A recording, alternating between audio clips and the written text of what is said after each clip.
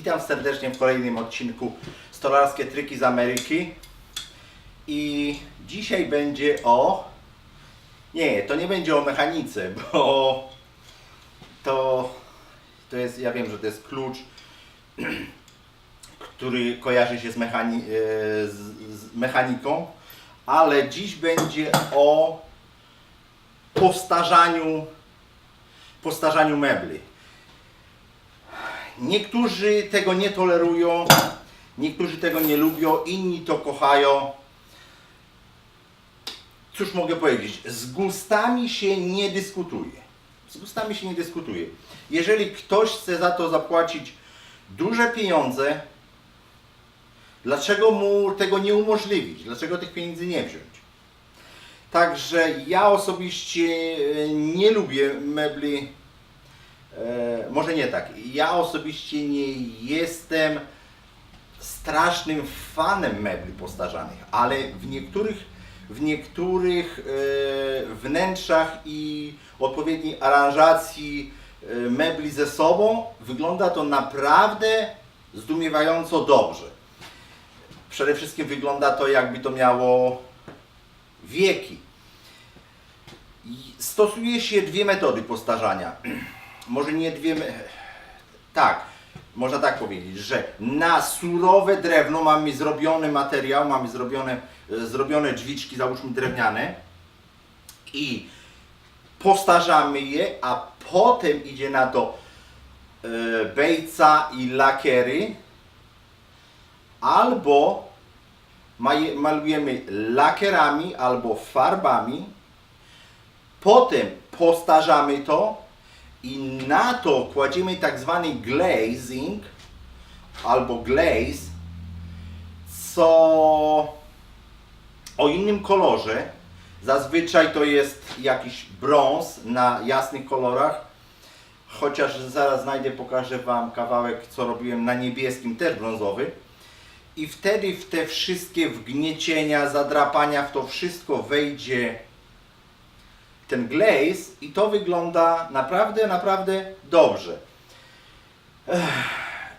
Czego używamy do postarzania? Wiadomo, że stare meble są obite, ale nie w taki jednakowy sposób, jakby ktoś wziął, nie wiem, no, tłuczek do mięsa i ciął, uderzał, tylko to musicie użyć łańcuchów, najróżniejszej maści łańcuchów, klucze.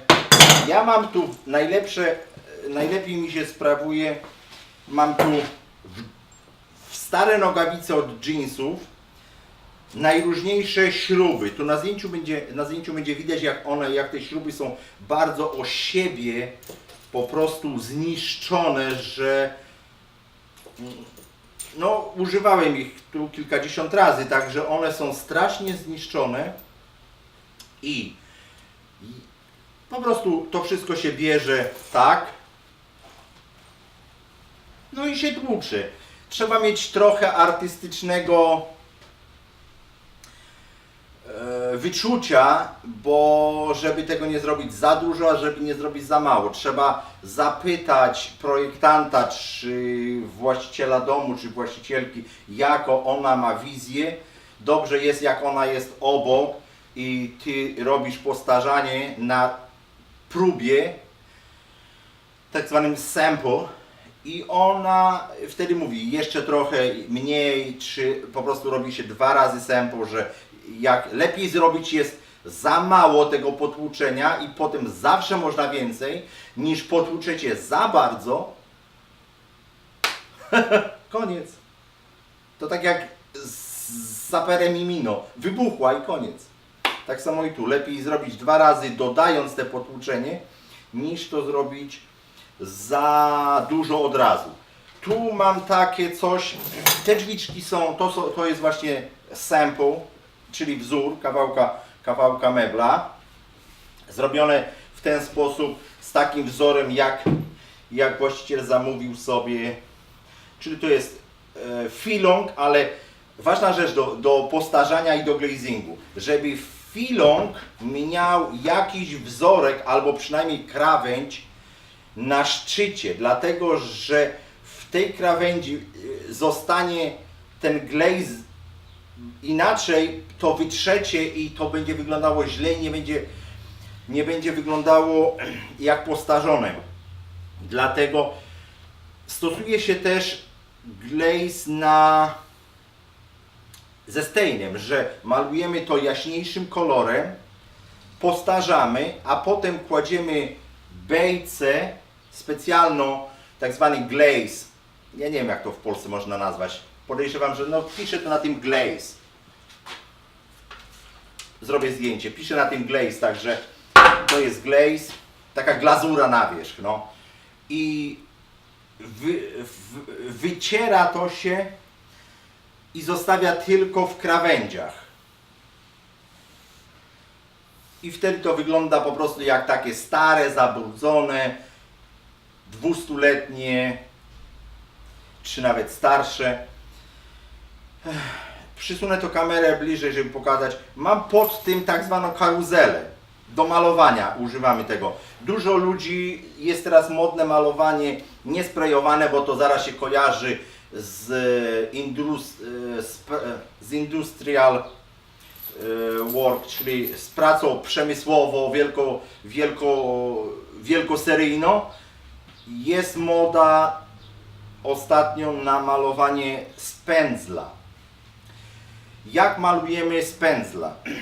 Przede wszystkim musimy zrobić sobie taki prosty przyrząd jak ten. To jest zwykła normalna sklejka 19, wbity kołek. Ja tu położyłem jeszcze plastyk laminat, żeby się lepiej mi śliskało.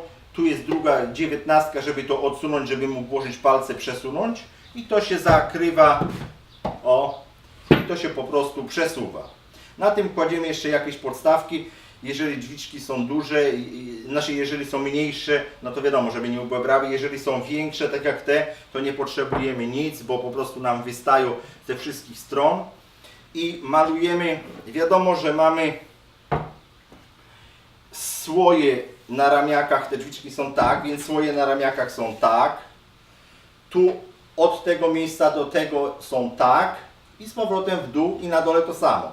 Dlatego malujemy w ten sposób, że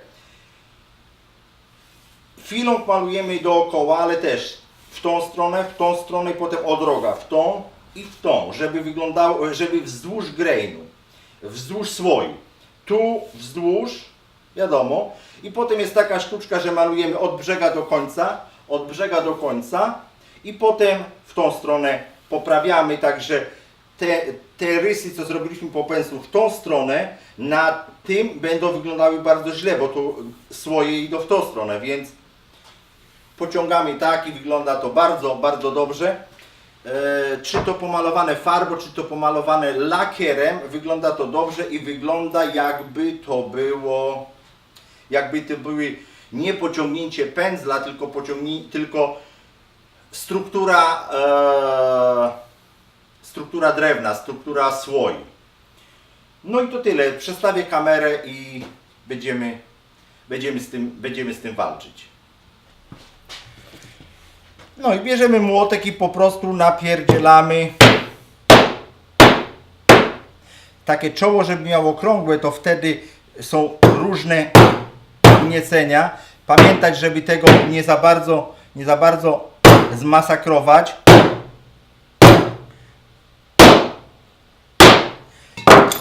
Trochę kluczem.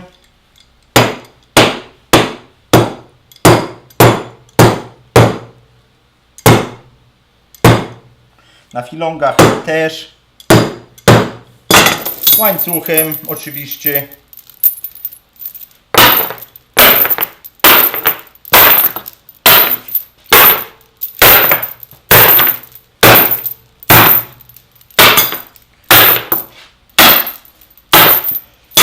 No i oczywiście tymi śrubami. Tu one są tymi śrubami, bo tak, taka podstawa do zawiasy, czy taka śruba daje nam inny odgniot niż taka śruba, a taka nakrętka nam daje inny odgniot niż taki kawałek metalu zawieszki, czy taki wkręt. Dlatego to są takie najróżniejsze potem podziobania, tak jak w życiu by to było. No i jeżeli robicie na bardzo jasnym, dżinsy zawinąć jeszcze w biało bawełnianą szmatę, dlatego że dżins czasami koloryzuje. No i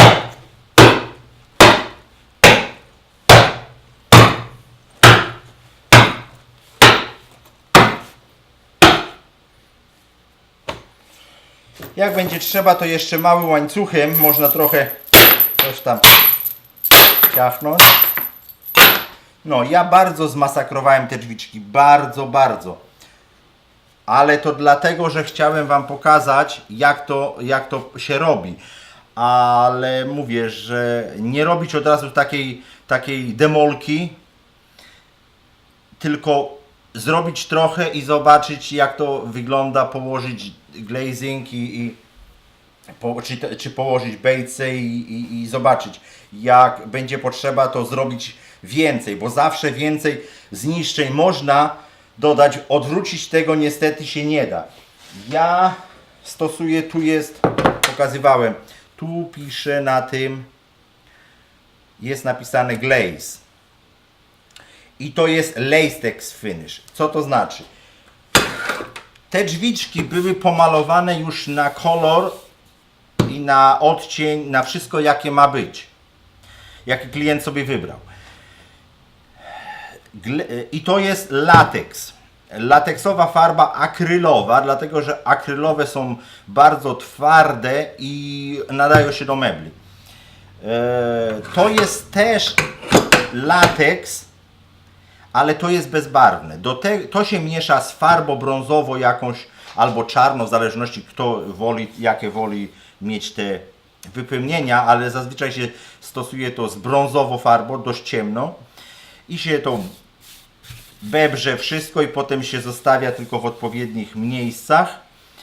I ja dlaczego lubię ten lateks? Dlatego, że wtedy ten glaze już jest finiszowym wykończeniem. To jest już ostatnia warstwa, bo to jest też lateks, tak jak ta farba była i nie potrzeba nic na to już dawać. Jeżeli stosuje się bejca musi być potem przysprejowana jakimś lakierem. Przysprejowana, bo jeżeli spróbujecie pociągnąć na glaze, na to bejce pędzelkiem, to po prostu to się pościąga i będzie wyglądało będzie po prostu okropnie. Widziałem już takie próby, dlatego mówię, nie próbować, bo będzie wyglądało to okropnie. Ja umieszam teraz trochę glaze'u i będę nakładał na te drzwiczki. No więc jedziemy. Musimy to po prostu całość szybko zabebrać.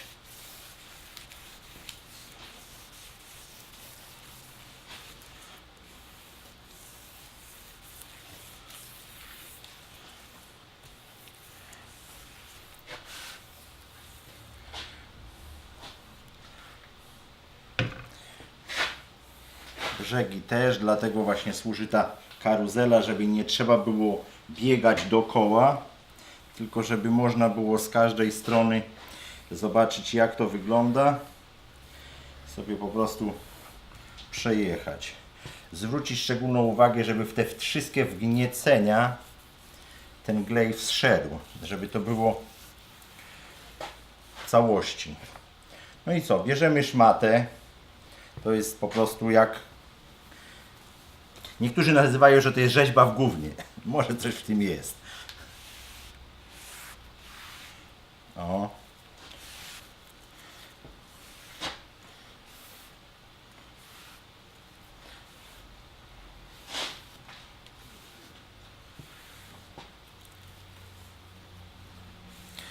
Powtarzam, to jest dość artystyczna robota i to nie jest tak, że to za pierwszym razem Wam wyjdzie.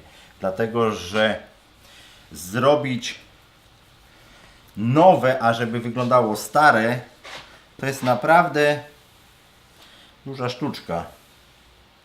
Duża sztuka, także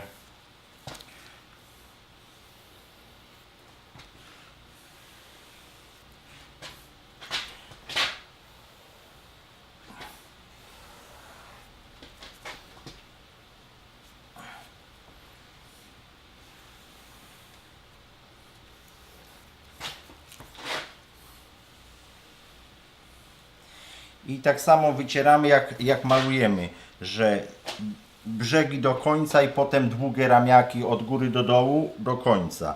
I od góry do dołu do końca. Wtedy mamy wrażenie, że te ślady są, że to są ślady drewna.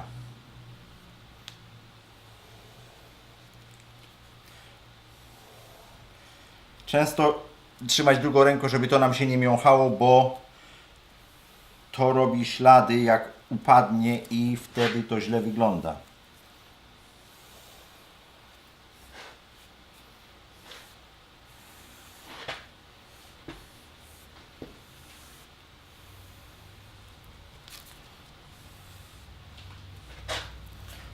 Najtrudniejszą rzeczą jest wycieranie filongów, bo nie możemy zacząć tego, musimy zacząć od brzega i jechać do końca.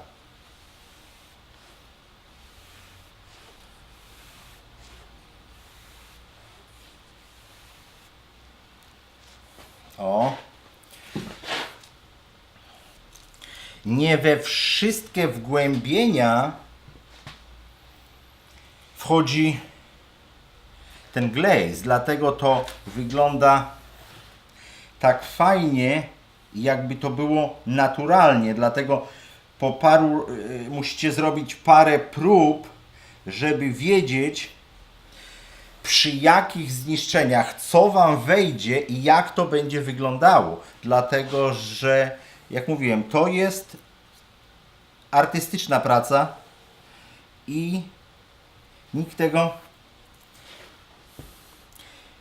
nie zmierzy, po prostu to musi wyglądać dobrze, wyglądać jakby było stare, kiedy jest zrobione nowe.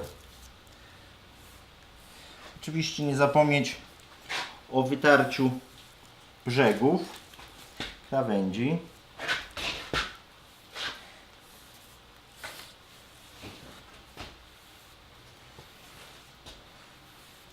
I przekręcamy karuzelę. To jest bardzo wygodne, bo pozwala nam pod danym oświetleniem zrobić wszystko, wytrzeć i żeby to wyglądało dobrze.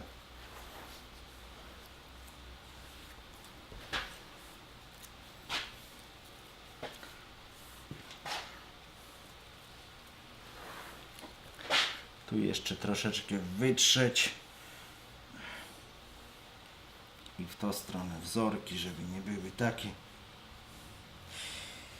Czas otwarcia wycierania nie jest długi, dlatego się trzeba spieszyć. To mniej więcej musi tyle zajmować, co ja teraz zrobiłem, dlatego że jeżeli tak jak teraz wytarłem i będę chciał gdzieś poprawić albo nałożyć, to mi się nie przyjmie, a reszta się wyciągnie tak, że po prostu będzie łata. Jedynym sposobem wtedy jest wziąć mokrej szmaty, wytrzeć wszystko, poczekać aż to wyschnie i zacząć od nowa. Nie ma innego sposobu. Wiem, bo robię to kilkanaście lat i mówię, nie ma wielu ludzi, którzy to robią, bo po prostu to jest praca taka artystyczna i wymagająca cierpliwości i wymagająca doświadczenia. I z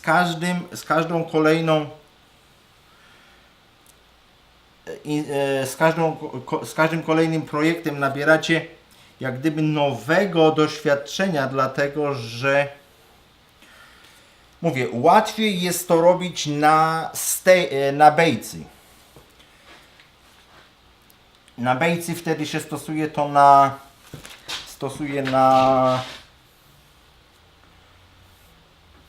bejcowanych materiałach, czy nawet nie na bejcowanych, tylko na,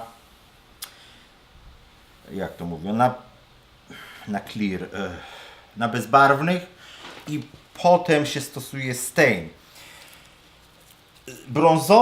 Brązowy glaze to nazywa się glaze, ale jeżeli mamy, pokażę Wam też sample, zrobię zdjęcie, jeżeli mamy brązowe albo ciemne drzwiczki i to, co ja położyłem teraz ciemnobrązowe, można położyć białe albo inny kolor. I to się wtedy nazywa pickling. Tu jeszcze troszeczkę. Nie mogę gadać, muszę się skupić, bo będzie wyglądało po prostu źle, jeżeli coś przeoczy.